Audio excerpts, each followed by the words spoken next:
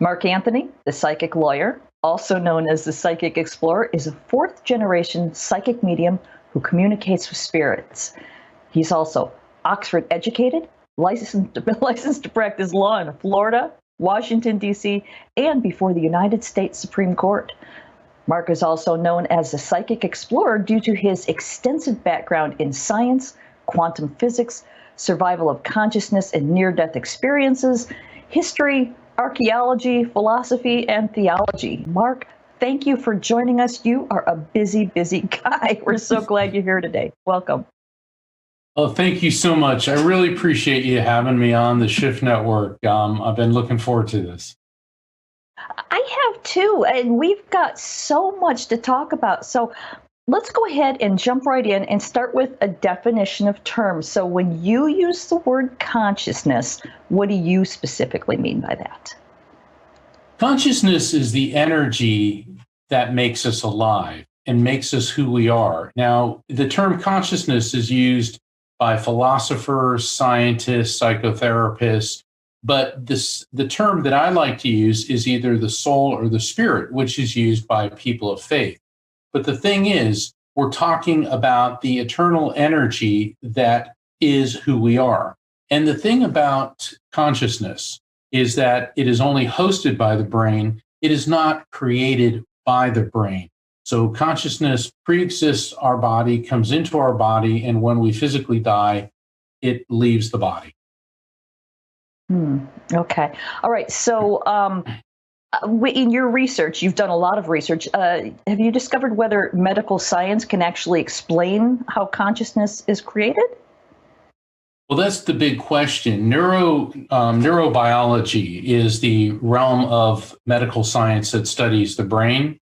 And the official position is that consciousness is created by chemical reactions and electronic impulses within our brain. Unfortunately, they can't explain how. And the thing is, if you read a neurobiology book, there may be 1,000 pages on the functions of the brain and 2 or 3 paragraphs, and I mean just a few paragraphs on what consciousness is. We have to think of the brain as a carbon-12 resonator floating in salt water, okay? And I like to compare it to a computer hard drive. A computer hard drive does not create the data and the programs on it. It merely hosts them.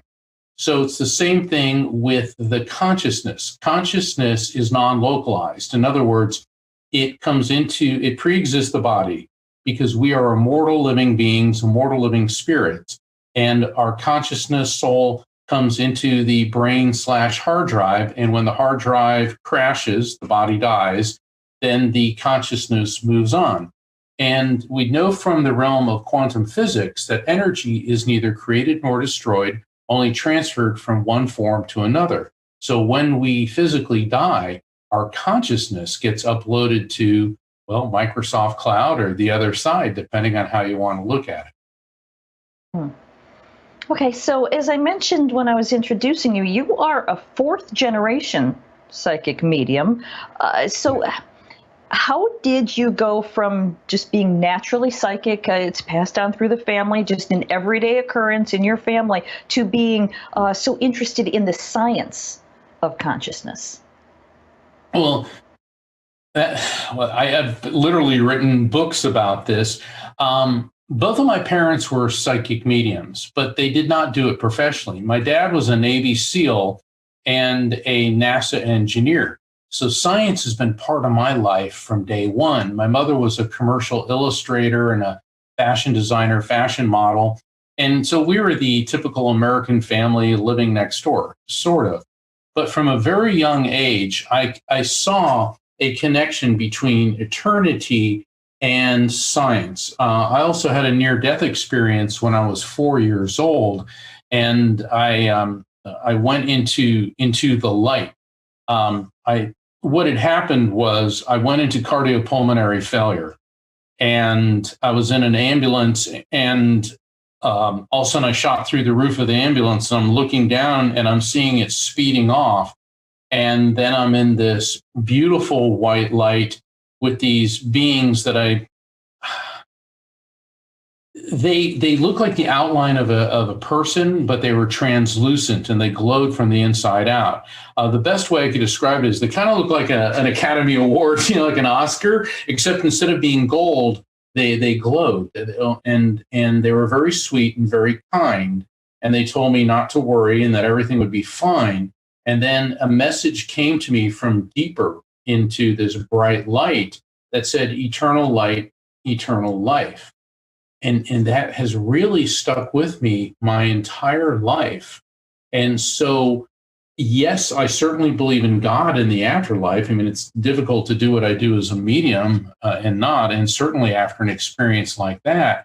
But I also realize that there is a logical explanation for everything, even those which are of a spiritual and metaphysical nature. And to me, it all comes down to an understanding of quantum physics. Okay. So you had this left brain, right brain upbringing, which beautifully defines how you came to what you're doing now. So in that kind of upbringing, you probably come across the question that where some people believe that the existence of the soul is more of a philosophical concept instead of something that can be proven scientifically. So what are your thoughts on that question? Well, that's a very good point. We've all heard the question, what came first, the chicken or the egg? And actually, Aristotle, the ancient Greek philosopher, is credited with posing that question, not so much about poultry, but actually about what came first, the consciousness, the brain, or the body. And so the chicken and the egg metaphor was postulated for 18 centuries until Leonardo da Vinci came along. And in Leonardo's time in Renaissance Italy, the big question wasn't whether or not you had a soul, but where was it in the body? And the two schools of thought at the time were it was either the heart, what was known as the cardiocentric soul, or was the soul in the brain, what they referred to as the cephalocentric soul.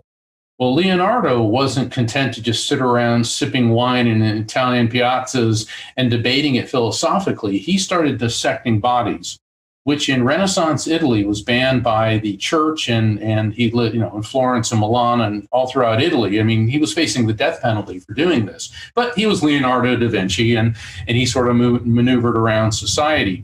Long story short, he came to the conclusion that the heart was merely a magnificent pump, but the complexity of the brain had to be, in his words, the senso commune, the logical common sense location of the soul.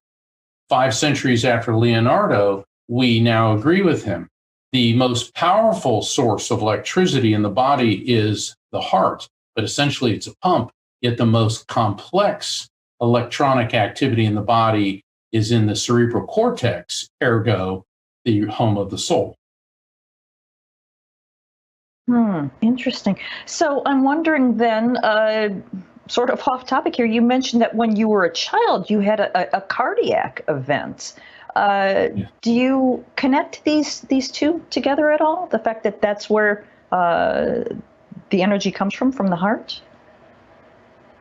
Well, the not really, because I've always felt that who and what we are was on a much higher function. The most powerful source of electricity in the body is the heart, because it's a pump. It's a mechanical device, a biomechanical device. But the more sophisticated and complex electrical activity is within the brain. And so I've always felt that the soul resided in the brain. And, of course, now we're seeing this in survival of consciousness and near-death experience studies. And, it's very interesting to think that in Renaissance Italy, people believe that the soul was actually in the heart. But if you think about it, when you see somebody you love, your heart pounds, or when you get afraid, you get these sensations here. So they were equating physiological reactions to thought processes, which now we know that the thought processes and the physiological reactions, the control center is actually in the brain. Thanks for listening. Check out Castle Gate, a novel based on my own ancestral healing journey at lisabonis.com. In 1921, 4 men set off from Scotland to the United States. Will Garrock, his brother Pete, his son Willie, and his nephew Thomas, all coal miners. They left behind the miners' rows and the nationwide mining strike with its soup kitchens. Their destination was Castlegate, Utah, where they had kin to welcome them before sending for their wives and children. They prospered in America, working in one of the finest mines in Utah. Until that tragic day, March 8th, 1924. Disaster struck. 3 explosions, trapping 171 men inside. Rescue crews worked tirelessly for days, but sadly, they could not save a soul. Women were widowed and children were orphaned, and some never recovered from their broken hearts. Castlegate is the true and tragic saga of a Scottish family whose dreams of finding their fortunes in the bountiful coal mines of Castlegate, Utah during the Prohibition era explode in one of the most devastating mine disasters in American history. Learn more at lisabunnies.com.